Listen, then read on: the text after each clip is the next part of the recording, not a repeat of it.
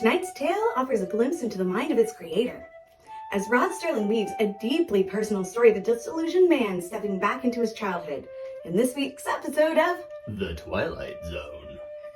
Martin Sloan is a weary advertising exec, longing for the simplicity of childhood. One day he pulls into a gas station near his old hometown, the car breaks down and he decides to take a little walk, only to stumble back in time. The town is exactly as he remembers it, the bandstand, the soda shop, even his childhood home. But when he sees his 11-year-old self, he realizes the impossible. He's returned to the past.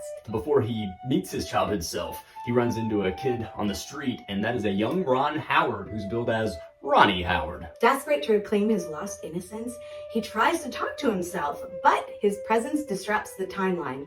His father, recognizing the danger and finally believing this man's claims about being his son, warns him that this is no place for an adult to be. One humorous note, I think it's kind of funny the way he keeps trying to show his modern-day driver's license to prove that he's who he really is.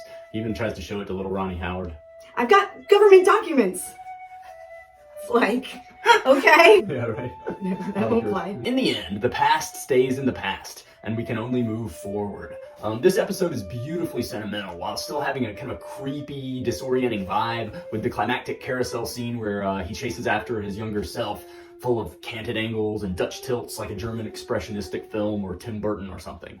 When Martin walks back into the town's drugstore, he finds himself back in the present, but for once, happy to be there. It's a beautiful story, and Rod Serling's daughter, Jodie, once gave an interview saying that this was his favorite episode that he had ever written, as it was rooted in his own personal experiences and his childhood and past. The story for me is a little reminiscent of films like A Christmas Carol or It's a Wonderful Life, even Back to the Future, with the main character traveling back to the past, but really realizing that what they really need is in the present. The accompanying musical score is highly regarded, and it's actually been re-recorded and performed by orchestras around the world. And actually, in this video, I'm performing some of that score for the background music. We're going to rate this episode 5 out of 5 Rod Serlings, so go check it out.